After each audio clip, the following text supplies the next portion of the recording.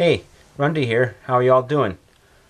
Today, I'm hoping to share with you a part from my story, a part from my book called The Sea is Wide. I'm going to share with you like half of a chapter.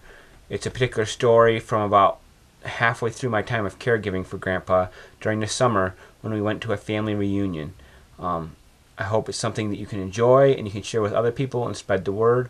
So take a listen and share with me what you think of it. Some things change, others remain. Grandpa never stopped being that tough, independent man. But where disease sapped strength and ability, his toughness and independence showed in different ways. On the 4th of July 2008, the extended family returned to Slumber Valley. A pavilion was rented at the campground for the family reunion, and food contributions were lined up. Then the day arrived. Grandpa wasn't really fit for traveling. I don't remember why that location was chosen for the summer reunion. Perhaps it had been Grandma's idea because she wanted to visit her old haunts, or maybe someone else felt obligated to host the reunion and thought it a good location. Whatever the reason, it didn't have a sick man foremost in consideration. It would have been easiest to keep Grandpa home.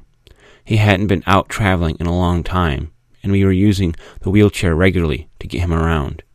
He couldn't use a bathroom alone, and he struggled to eat.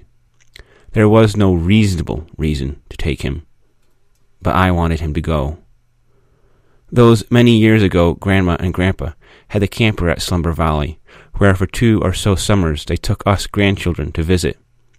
I remembered the dirt paths, the swimming pool, the creek, and the waterfall. Those years were gone, long gone, but I wanted to go back.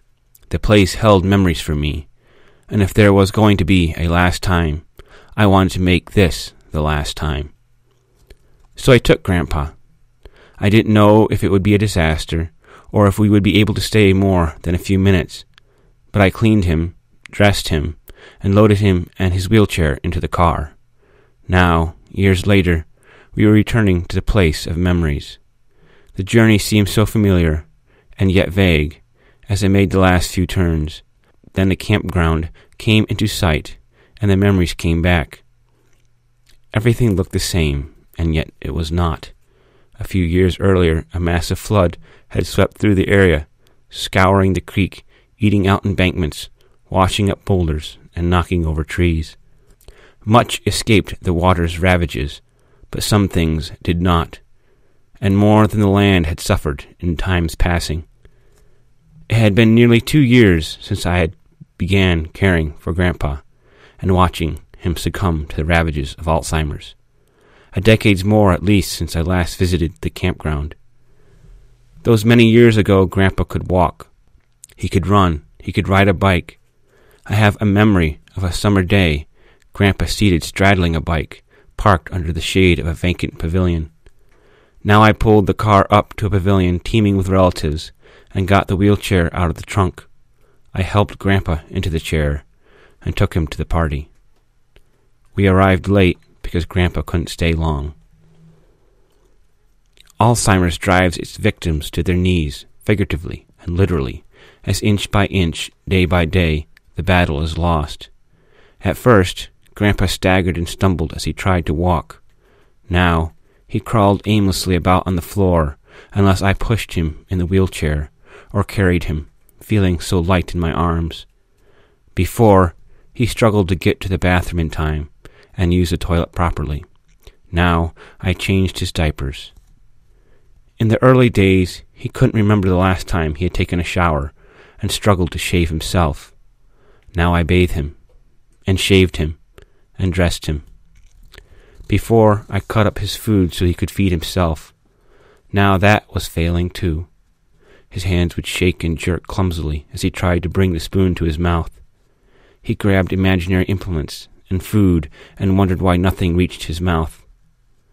His mind wandered as he played with the folds in his clothes, the food in front of him forgotten. It was a battle to eat, and one he was slowly losing, but which he desperately wished to fight alone. I parked him in front of the picnic table and took a plate to the food buffet, looking for things he could eat. With a careful selection of food placed in front of him, he did well enough for the meal, but his energy began to fail with dessert. His determination to eat the meal by himself gave way, and he consented to someone else feeding him the chocolate cream pie. Some things he wanted more than his dignity or independence. After the meal, I went to the falls again.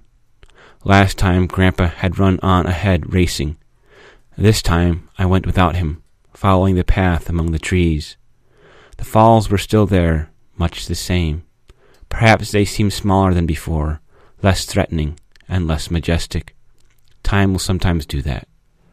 Still, the water cascaded down, loud and uncaring, as if it thought to drown out the world's sorrows. The end was coming, slowly perhaps, but inexorably, as every little loss brought us one step closer to the final defeat. But perhaps the battle should not be considered as lost. Maybe it is better to say that the battle was won day by day, as with love he was helped to the end, helped with what dignity and grace we could muster. If it is how we live that matters, then each day can be taken up in the victory of living out love, or given up daily in the defeat of an empty heart. I left the falls, the roar of the water quickly fading away. Back at the gathering, soon Grandpa wanted to leave. 2 hours was an amazing length of time for him now. By determination he had made it that long, but it was all he could take. So we left. I drove the rutted dirt path, taking it to the highway, and then home. 10 years had passed. It felt like nothing had changed, and yet everything had, and there was no going back.